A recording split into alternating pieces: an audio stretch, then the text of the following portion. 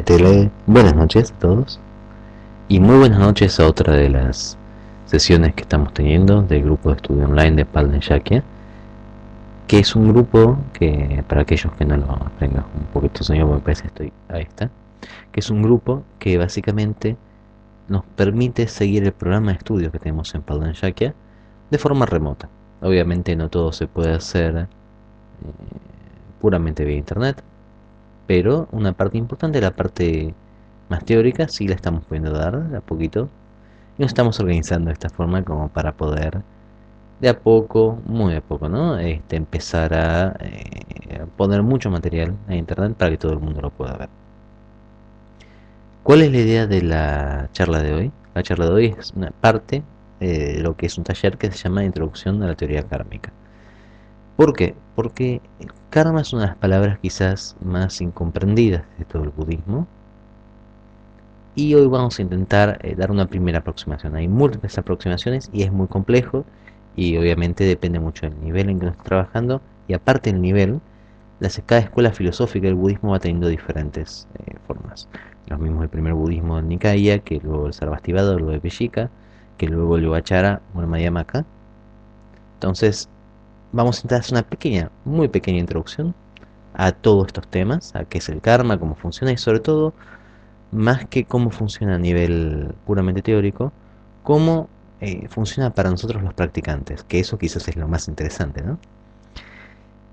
Antes de empezar en sí, siempre recuerden que la parte, siempre me confundo con señor, de la parte, a ver, se ve por acá, ahí, de la parte derecha de su pantalla, tienen una solapa que dice chat o que dice social stream, depende de la versión que estén viendo y con el navegador que estén viendo, en la cual pueden hacerme preguntas, consultas o simplemente pasar algo, ¿no? La idea de esto es que ahora yo expongo que es cortito lo que tengo que hablar y luego podemos hacer preguntas o dudas o lo que haya surgido.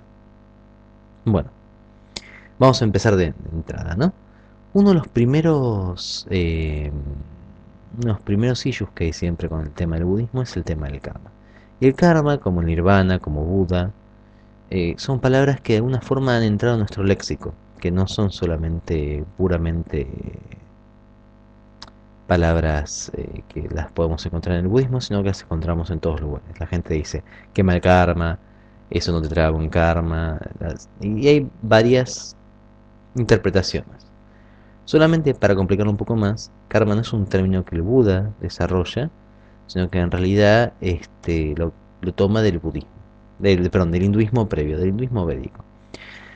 Entonces, la gente que hace yoga, por ejemplo, generalmente se encuentra con otra versión de karma, que es la versión de Patanjali, que está basada en la escuela Shamkya. La gente que hace una cuestión más devocional, por ejemplo, la gente que va al ISKCON, ¿no? Con la gente de los Hare Krishnas, encuentra otra versión de karma. Y el mismo budismo tiene múltiples versiones. Entonces, ¿cuál es lo que implicaría, qué es lo que implicaría el karma y cuál teoría es la que nos conviene? En mi experiencia, es mejor siempre tomar una teoría que apoye la práctica, ¿no? Hay múltiples teorías del karma, yo voy a nombrar un par muy rápidamente, pero lo importante es lo que viene después, no tanto la teoría en sí, sino cómo lo podemos aplicar en nuestra práctica. Karma en sí, casi todos deben saber ya esto, significa acción. Por ejemplo, una acción ritual, de donde vienen tantos, malentendidos estas dos palabras que tanto ruido nos hacen, es el famoso Tantra Karma, ¿no? Una acción ritual significa eso, Tantra Karma. Y lo que el primer budismo, primer, el primer budismo de Nikaya, el budismo que estaba más relacionado con lo que va a ser el Canon Pali más adelante, si en este primer momento no era el Canon Pali así, era un budismo que tendía a hacer foco en la abolición como componente casi indispensable del karma. Justo ayer estábamos hablando de un texto en el cual el Buda lo identifica. Pero después el Abhidharma que se genera en base a eso empieza a encontrar un cierto problema con la identificación perfecta entre karma como volición. Volición en el sentido de voluntad, ¿no? El deseo de algo. Y sobre todo con el tema de las vidas pasadas y con el tema de cómo uno puede tener un karma si es puramente una volición, sea en potencia o no.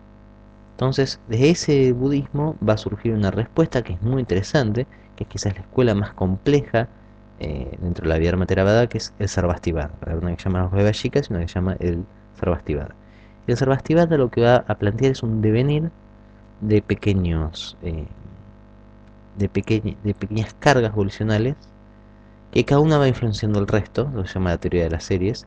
Esa teoría de las series va a implicar que cada movimiento que uno toca en el otro va a estar generando un surgir y desaparecer de karma constante. Y luego va a venir la escuela Mayamaka, que va a empezar a plantear que en realidad plantear esto es una cuestión puramente, ¿cómo les puedo decir? Es lo que se llama provisional, no es una cuestión importante al final para el practicante, salvo para poder guiarlo en su práctica, guiarlo en su meditación y en su liberación. Esto en el Mahayana. Y finalmente viene el Yogacara, que es una escuela que da un contexto mucho más complejo, toma las dos partes, la Mayamaka, que no es tan importante, y la Sarvastivada, que es muy importante, y hace un entramado todavía más complejo. Pero yo coincido en ese sentido con la postura Mayamaka. Cualquier tipo de enseñanza, que es una teoría, recordemos que es un modelo conceptual de determinadas reacciones y que tiene muchas ramificaciones éticas, cualquier teoría, en realidad debería ser un apoyo para la liberación de la persona, no debería ser el foco, mejor dicho, no debería ser importante tanto los puntos exactamente si el karma, cómo el karma se mantiene, mientras que sepamos cómo podemos trabajar con el karma, ¿no?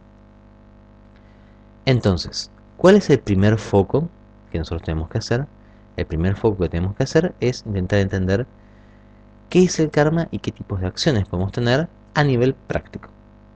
Entonces, lo que va a decir el Mahayana, especialmente el Mahayana influido por la perspectiva de la síntesis Yogacara Madhyamaka Sarvastivada, que es la síntesis de Kamalayila y Rakarashita, es plantear que en realidad el karma es un tipo de acción, básicamente, que tiene varios componentes, pero que hay acciones que son positivas, hay acciones que son negativas y hay acciones que son neutrales. Acá es muy importante entender una parte. En el budismo no hay un dios creador o legitimador de la ética final. Esto es decir, no hay un bien supremo, por así decirlo, entre los cuales tenga una voluntad que diga, ok, esto es bueno o esto es malo. El karma no es nada consciente, el karma es un mecanismo, ¿qué es un mecanismo? Es una explicación de determinadas circunstancias. Entonces, no hay un acto que sea absolutamente bueno o malo, o que sea indiscutiblemente bueno o malo. Y tampoco es que si uno genera una acción negativa, va a ser castigado como una cuestión legal. Yo siempre hago el mismo ejemplo. El karma es una... Fíjense cómo nosotros los occidentales tenemos tan mezclado este tema por nuestro pasado, nuestra cultura más cristiana, que nosotros decimos una ley de velocidad máxima, por ejemplo, la que me impide pasar más de 130 kilómetros por hora en una autopista, y decimos la ley de gravedad. Y asumimos que ambas dos tienen el mismo peso. Pero en realidad no son exactamente iguales. Una es una ley que es más preventiva y que es una construcción social, no vayas más rápido que esto porque si no probablemente te golpees. Y otra es un fenómeno que se repite cada vez, que es una de las propiedades que tenemos en nuestro mundo. La ley del karma es como el primer ejemplo, como la ley de velocidad máxima. Es una explicación de algo que se repite, pero que no hay nada en sí que sea necesariamente bueno o malo, en ese sentido. Y que no hay un castigo que sea automático, no hay alguien que castigue. Por lo tanto, lo que el Buda va a plantear es que cuando dice preceptos o cuando dice karmas no virtuosos, son karmas que es generalmente no virtuoso y generalmente desaconsejado hacer. En el Mahayana, sobre todo, la motivación, el setana, especialmente el setana de bodhicitta, que es el intento de liberación de todos los seres, puede transformar cualquier acto, aunque sea lo más virtuoso que parezca, en un acto no virtuoso, o transformar un acto totalmente no virtuoso en algo puramente virtuoso, ¿no? Y esto es una cuestión importante, porque uno, y a mí me parece que es útil, porque uno puede estar haciendo el más despojado de los actos, pero buscando un beneficio ulterior egoísta, y en realidad el acto en sí no tiene es tanto la carga, sino es la forma en que lo llevamos a cabo y para qué lo llevamos a cabo. Y viceversa, puede ser un acto que uno parezca que es terrible, pero hacerlo realmente de forma compasiva. Y el karma, en este sentido y en este nivel, funciona principalmente sobre la mente de uno. Por lo tanto, yo puedo hacerme parecer un héroe o puedo hacerme parecer un villano, pero en realidad lo que a mí me va a cambiar mi experiencia es mi motivación. Entonces, cuando yo hablo de los tipos de karma, negativo, positivo y neutral, quiero que se entienda que son en relación a la motivación de uno. Ahora, hay eso, claro, y yo creo que es fácil decir, bueno, si yo, por ejemplo, a ver, uno de mis, yo, por ejemplo, a uno de mis hijos, a una persona yo le grito porque estoy enojada, es un karma negativo, ¿no? Estoy sacando algo de ira y estoy volcando a otra persona. Ahora, si uno de mis hijos va a meter el dedo en el enchufe y yo le digo, no, no, para, claramente es un acto que no lo hago con una motivación negativa, sino que estoy intentando ayudarlo. Entonces es un acto positivo. Pero hay actos que son más difíciles de justificar. Por ejemplo, el matar, ¿no? Entonces, matar en los Sutras Mahayanas hay situaciones en las cuales hasta el mismo Buda en sus días anteriores mata, pero son situaciones ultra extremas y que tienen que ver ni siquiera con proteger su propia vida, sino impedir que una persona matara a otro grupo de personas. Entonces, en realidad el 99% de situaciones de estos actos van a generar karma negativo. De vuelta, puede haber situaciones en las que yo hable de un acto negativo que generen un resultado positivo, pero en general no. ¿Cuáles son los actos que se consideran generalmente no virtuosos? Los actos no virtuosos se consideran tres que se hacen con el cuerpo, que es matar, robar y tener una conducta sexual no ética. Matar y robar creo que es bastante claro, porque son actos no virtuosos. Déjenme aclarar un poco la conducta sexual no ética. Dentro del budismo, la ética sexual tiene que ver con los votos que uno toma. No hay ningún tipo de condena hacia la homosexualidad, la transexualidad, la intersexualidad, ni siquiera hasta la zoofilia, por así decirlo. Mientras sean dos personas adultas que lleven a cabo un acto, no debería haber un problema. El problema está cuando uno toma un voto de que va a hacer algo o no va a hacer algo y luego lo rompe. De vuelta, en el voto no es que va a venir el Buda y le va a pegar a uno, sino que uno está acostumbrándose a faltar a su propia palabra, con lo cual está en realidad jugando en contra de disciplina y jugando en contra de su propia voluntad. Con lo cual, si uno, por ejemplo, toma un voto de monje, no puede, salvo en algunas circunstancias muy particulares de rituales, no puede tener relaciones sexuales. Si uno toma un voto, por ejemplo, de casamiento, no puede engañar a su pareja, a su esposo, su cónyuge. Y así igual, si uno no toma un voto de nada, no hay nada que el budismo considere que sea no ético, mientras no involucre dañar o engañar o matar o robar algunas otras cuestiones. Por eso se aclara siempre este punto, porque no es que hay una conducta ética absoluta sexual, sino que es como cualquier otra cuestión en el budismo, está basado básicamente en el criterio. Entonces decíamos, los tres primeros, los del cuerpo, no matar, no robar y no tener una conducta sexual no ética. De vuelta, puestos, pasados por el filtro de la eh, motivación. Hay una historia muy graciosa del Buda en las vidas pasadas en la cual era un yogi que había tomado un voto de no tener relaciones sexuales y una persona que quería hacerse famosa por corromperlo le manda a una chica que contrata, una prostituta, y le dice que si no lo consigue seducir la va a mutilar. Y cuando esta chica se lo cuenta al yogi, el yogi se acuesta con ella. Y entonces la chica le dice, pero no era que no tenías que tener. El tipo dice, pero si en realidad mantengo un voto de ayuda a todos los seres, pero dejo que te lastimen, no tiene sentido, ¿no? Esa es la idea, básicamente, ese es el criterio. Luego vienen los cuatro que se generan a partir de la voz. El primero es, claro, no mentir. El segundo es no generar conflicto. Esto es no utilizar las palabras, aunque sean dulces, sabiendo que van a generar una pelea. El tercero es no utilizar palabras que sepamos que duelen, aunque creamos que sean las correctas, sin intentar dulcificar nuestra palabra. Y el cuarto es participar en rumores y habla sin sentido. Obviamente esto no implica que estemos callados todo el tiempo, pero sí intentar no perder el tiempo, no generar, no engancharnos en diferentes cuestiones que realmente no nos ayudan. Y esto yo creo que en esta época es lo más difícil. Lo más difícil, lo más precioso que tenemos en la época moderna, en este momento yo creo que es la atención. Yo me doy cuenta que si uno entra a internet, y a todos les debe haber pasado, y empieza a hojear cosas, se queda la vida ahí clavado. Y después no tiene energía para pensar, no tiene energía para practicar, no tiene energía para estar bien. Este último de los puntos apunta a eso. Si nosotros dejamos que nuestra energía se disperse, vamos a tener menos energía. Y los últimos tres, recuerden que hicimos 3, 4, 3 y ahora hacemos con estos 10, son tener envidia a otra persona y generar una situación de celos muy fuerte, desear el sufrimiento de otra persona, y lo último, que es lo más grave en todo, es cultivar la ignorancia. Como verán, estas 10 acciones son básicamente una guía, no es una cuestión perfecta y cerrada, sino que básicamente lo que quieren plantear es que cuando nosotros llevamos a cabo una de estas 10 acciones, generalmente el resultado es negativo. ¿Y qué es el resultado del karma? El resultado del karma tiene 3 tipos. Está el resultado, perdón, hoy me estoy moviendo un montón porque la luz esta me está matando. Yo veo el reflejo desde acá, los debe estar matando a ustedes. A ver si por ahí desde acá se ve un poquito mejor. Tendría que haberlo puesto antes. A ver.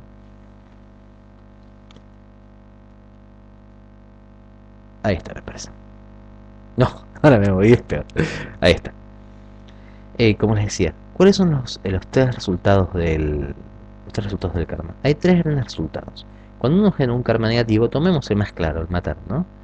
El primer resultado que uno va a tener es que va a tener lo que se llama resultado igual al resultado, si bien suena muy recíproco, en el sentido de que si uno acorta la vida de alguien, la vida de uno en las próximas vidas, según estas vidas, va a ser más corta y va a ser más llena de violencia.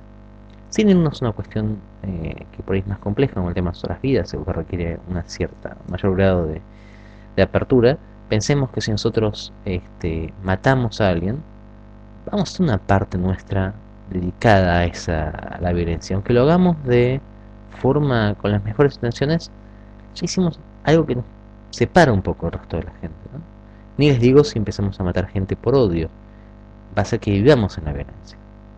En segundo lugar, el resultado es que uno se ve también inmerso en el tipo de acción y el tipo de pensamiento que generan estas acciones. Esto es, por ejemplo, si nosotros matamos y empezamos a matar gente, aunque podamos escapar y evadir la captura, nuestra vida va a estar inmersa dentro de el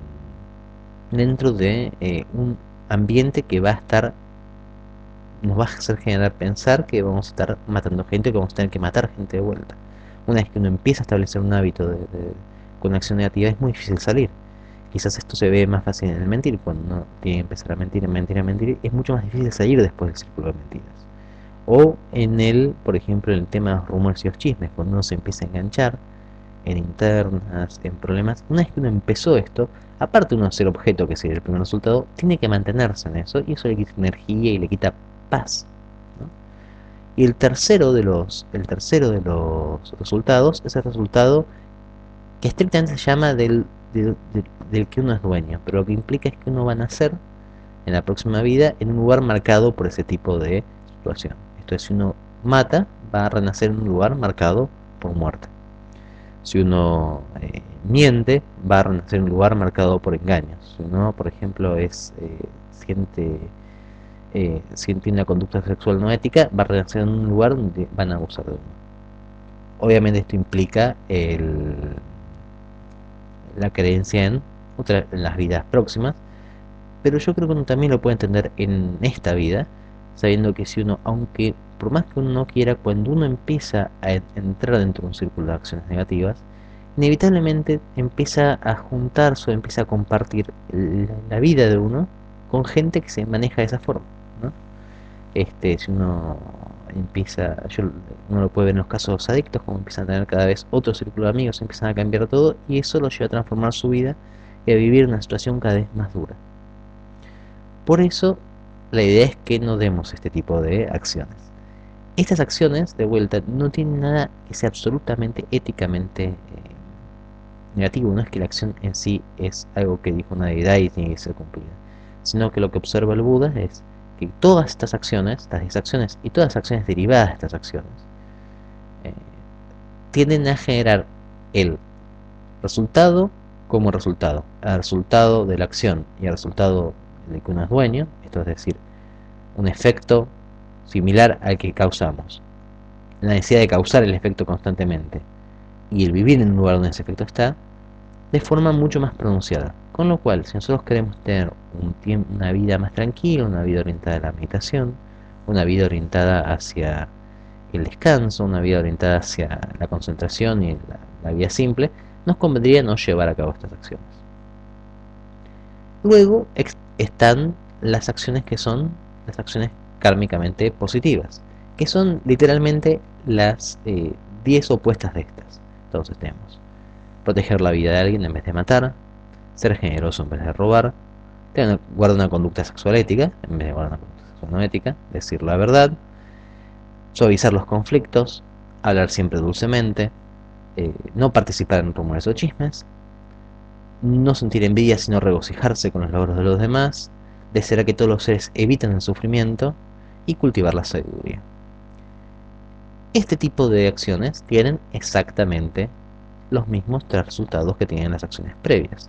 De la misma forma que, por ejemplo, con una acción de robar, yo me estoy generando, por un lado, el perder cada vez más tener menos pertenencias. Después, por otro lado, me estoy generando tener que robar constantemente y tener que estar preocupado. Y por otro lado, voy a nacer o vivir en un lugar donde el robo es común. Con una acción de ser generoso, uno consigue más amigos, consigue ser más querido. Uno puede vivir en un lugar lleno de gente generosa y uno se acostumbra a la práctica de la generosidad y a estar siempre abierto hacia el otro y dar todo lo que uno tiene. Con lo cual, tiene sentido, dentro del contexto budista, entrenar estas 10 acciones. Pero estas acciones son acciones que son básicamente claras, ¿no? Uno conviene no matar y conviene proteger la vida, fomentar la vida. Pero la mayor parte de nosotros, si somos por lo menos parecidos a mí, la mayor parte de sus acciones no son ni negativas ni positivas, sino que son neutrales. ¿Qué es una acción kármicamente neutral? Una acción kármicamente neutral es una acción que implique un sujeto y un objeto, que recordemos que la idea de que hay un sujeto fijo es la base de ignorancia, entonces es la acción negativa de si uno lo sigue manteniendo, que es cultivar la ignorancia, pero no lo hacemos de una forma demasiado, ¿cómo les puedo decir? De una forma demasiado fuerte, sino que es simplemente una acción que hacemos todo el tiempo y que no le damos importancia. Pero tampoco generamos sabiduría. ¿Qué es una acción como esta? Por ejemplo, prender la luz de nuestra casa, tomar un vaso de agua, abrocharse el pantalón. Acciones diarias que en realidad no tienen una gran carga, no nos marcan ni de una forma ni de otra. Estas acciones son infinitas, hacemos todo el tiempo acciones. Entonces, ¿cuál es la práctica que conviene llevar cuando uno empieza a trabajar con el karma? La práctica es extremadamente simple, ¿no? La primera forma de trabajar con el karma es decir simplemente: voy a intentar no cometer los actos no virtuosos. Esto es, todos los actos que yo sé que no son virtuosos, voy a intentar no cometerlos, o si los cometo, cometerlos menos. Voy a intentar de a poquito generar las circunstancias, porque a veces es imposible cortarlo de entrada, para no cometerlos. Voy a intentar incrementar mis actos virtuosos. Y voy a intentar que todos los actos que sean neutrales se transformen en virtuosos. Y los negativos llevarlos, por lo menos acercarlos hasta neutrales. Entonces, es fácil entender cómo uno puede no generar un acto negativo. Por ejemplo, no mintiendo, ¿no? Esa es una forma de decir, de transformar un acto negativo en un acto positivo. Si yo digo la verdad, estoy haciendo en realidad, pasando directamente de un acto negativo a un acto positivo. Pero ¿cómo puedo hacer para generar un acto neutral en un acto positivo? ¿Cómo puedo hacer para que prender la luz, o comer, o abrocharme un pantalón, ¿no?, sean actos kármicamente positivos? Bueno, esto es una cuestión que es muy interesante y tiene eso cae dentro de lo que se llama Lojong dentro de las tradiciones tibetanas y tiene que ver con el entrenamiento mental. Recordemos que todos estos actos son básicamente una forma de establecer un hábito. No estamos simplemente, cuando uno hace un acto, generando algo que se tiene ahí, sino que uno lo está haciendo reforzando un hábito. como cuando uno, por ejemplo, se acostumbra, uno empieza y encuentra un bar que le gusta y va un viernes a comer y de repente se acostumbre todos los viernes a comer ese bar y el viernes que no va se siente mal. Cuando uno empieza a hacer una acción positiva o negativa, tiende a mantenerla. Entonces, hay muchas acciones que hacemos que realmente no tienen tanta carga, pero las podemos utilizar pegadas a ellas como pegar a ellas o unificar con ellas una práctica aspiracional. Esto es intentar generar el deseo y el entrenamiento para poder nosotros entrenarnos dentro del camino del Bodhisattva, dentro del camino que estemos siguiendo. ¿Cómo podemos hacer con esto? Por ejemplo, hay un libro que es muy bueno para esto, que es el libro base de la parte Mahayana de la Shakya, que es el Ngasum, que es un texto que se traduce por los 3 niveles, que es una explicación de 3 niveles de percepción espiritual: el nivel de la persona que comienza, el nivel del yogi y el nivel de la persona que se ilumina. El nivel de la persona que comienza explica muy bien esta parte y es muy lindo porque da muchos ejemplos, pero un ejemplo que dice es, por ejemplo, cada vez que yo abro una puerta, lo que yo puedo hacerme es una visualización si tengo tiempo, y si no, por lo menos pensarlo y decirlo mentalmente, es: estoy entrando a la ciudadela de la iluminación. Cada vez que yo como, puedo estar diciendo, cada vez que tomo, trago algo, estoy diciendo, me estoy sirviendo de néctar, me estoy sirviendo de comida para ayudar a todos los seres a iluminarse. Cada vez que yo, por ejemplo, me ato las zapatillas, puedo pensar, con esto estoy reforzando mi voluntad para llegar a la iluminación. Y esto es muy lindo, pero el problema que tiene es que suena muy lindo ahora, pero cuando lo vamos a hacer, básicamente nos sentimos bastante tontos, por no decir otra palabra. Sin embargo, es increíble como cuando uno se empieza a acostumbrar a hacer esto, surgen dos cosas. Por un lado, viene esa voz compleja que siempre cuando vamos a hacer algo es la que nos da fiaca, la que nos dice: quédate bien cama, no vayas a trabajar, hace frío, mejor me quedo acá, lo que sea, que siempre nos tienta. Estamos cambiando esa voz por otra voz que nos está diciendo al mismo tiempo: hay que ayudar a los seres, hay que ser más pacífico, hay que ser más tranquilo. Estamos aprovechando una característica nuestra para la iluminación. Y por otro lado, y esto quizás es lo más sutil, pero es una cuestión que a mí me sirvió mucho, nos pone más conscientes de cada acto que hacemos. ¿Por qué? Porque muchos de los actos kármicamente neutrales son kármicamente neutrales, o a veces son negativos sin darnos cuenta, simplemente por el hecho en que no estamos pensando como nos hacemos. Yo digo siempre, esto es muy fácil. Imagínense hoy y recuerden todas las puertas que cruzaron en el día de hoy. Salvo que no hayan salido de su casa, y aún así, es difícil recordar todas las veces que uno pasó a través de una puerta. Porque uno no está consciente generalmente y uno va en automático. Y recordemos que la práctica básica de la meditación, de cualquier tipo de meditación, sea budista, hinduista, mahayana, vajrayana, taoísta, lo que ustedes quieran, tiene que ver con la conciencia. Tiene que ver con ser conscientes y estar conscientes en todo momento de qué es lo que estamos haciendo.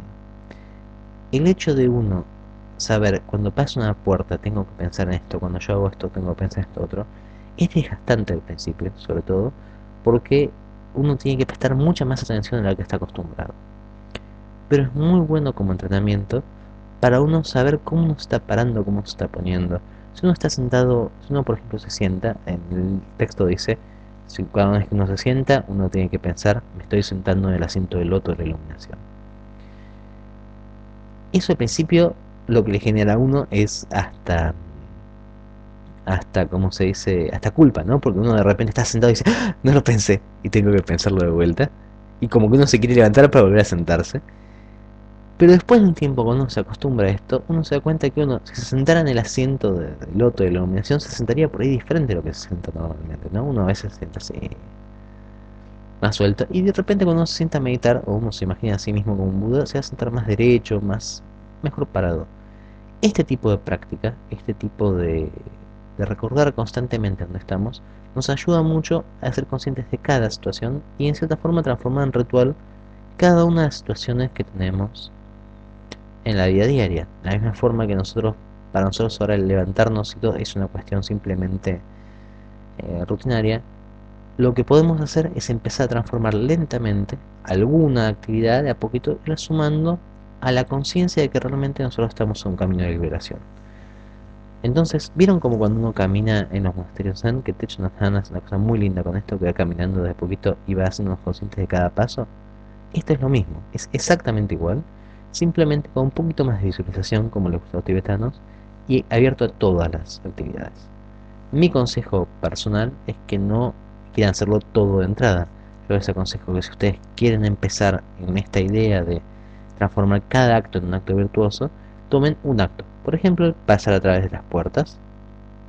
Por ejemplo, puede ser el irse a dormir, el levantarse. Eso es muy común cuando uno se va a dormir. Cuando se levanta toma refugio. Por ejemplo, el comer.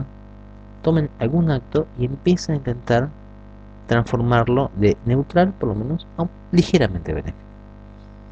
Entonces, básicamente la presentación más simple del karma es esta, ¿no? Es los tres tipos de actos. Los actos negativos, los actos neutrales y los actos positivos. Y la práctica básica es transformar de negativos a neutrales o positivos, de neutrales a positivos y incrementar los actos positivos. ¿Esto en qué nos sirve a nosotros dentro de nuestra meditación? Bueno, nos sirve en varios sentidos. En primer lugar, el tener una vida un poco más ética, un poco más simple, nos da una tranquilidad que de otra forma no la podemos tener.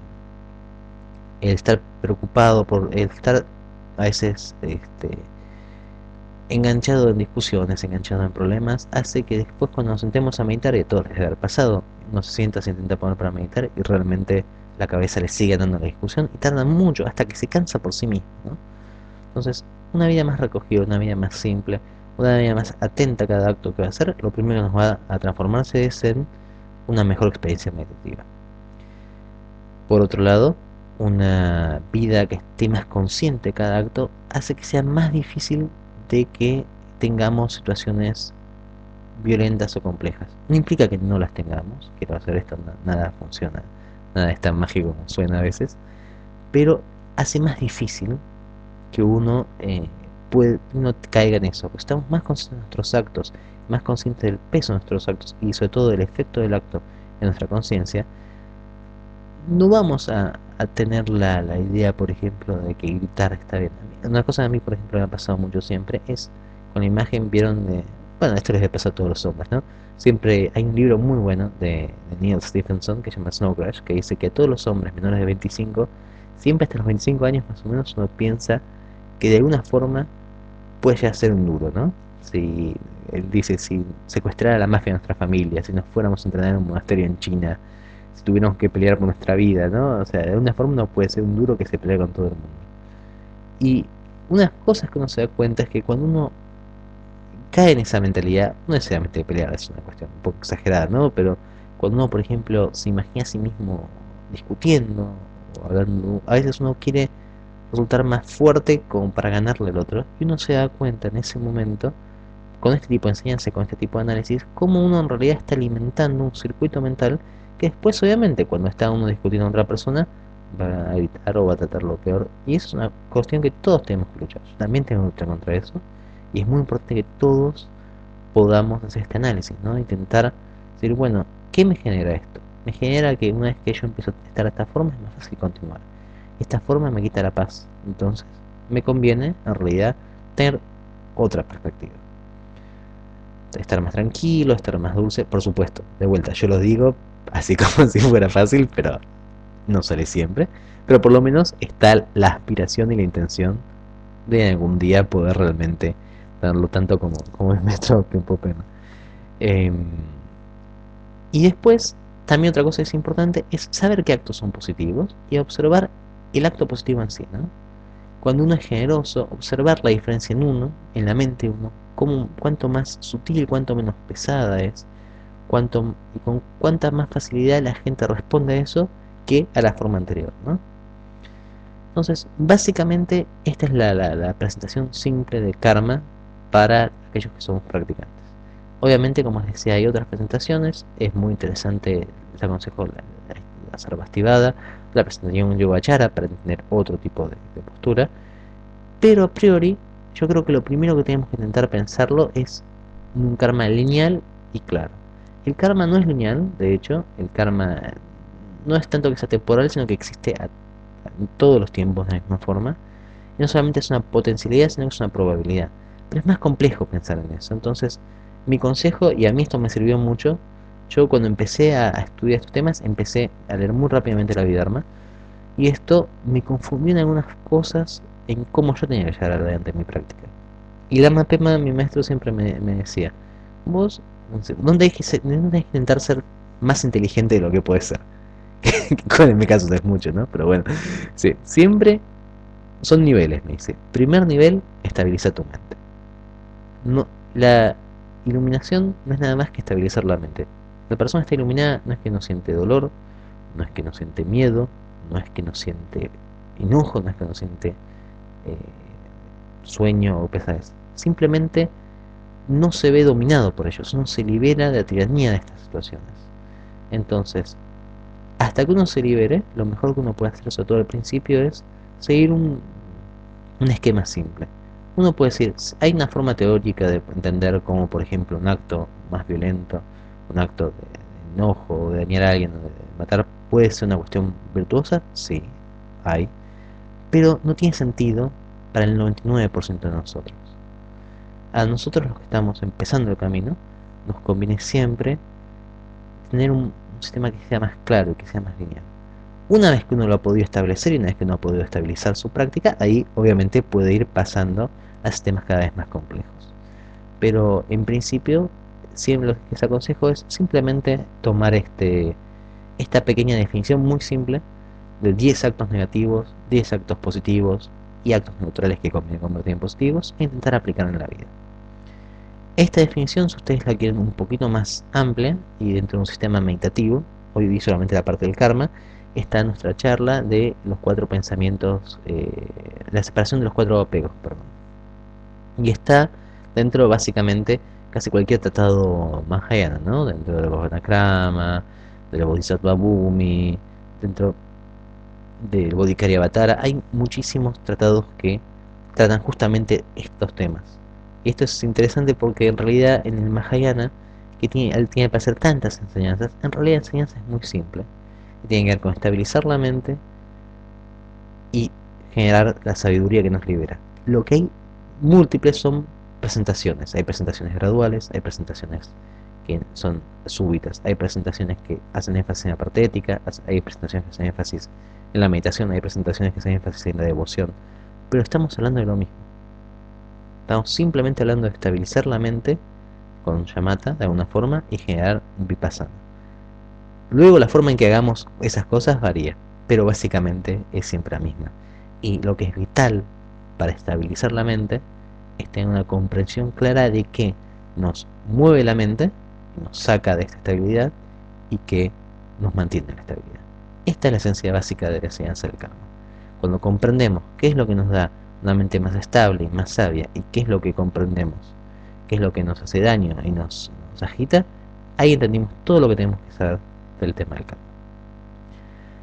Bueno, gente, con esto termina básicamente la presentación en sí. Veo que hay un par de personas online. No sé si quieren hacer alguna pregunta, una consulta. Siempre pueden hacerla aquí por el tema del chat. Está en la mano derecha de su pantalla. Si quieren escribir algo, que alguna duda que podamos sacar. Y si no, directamente nos estaremos viendo la semana que viene. A ver, vamos a dar 2 minutos.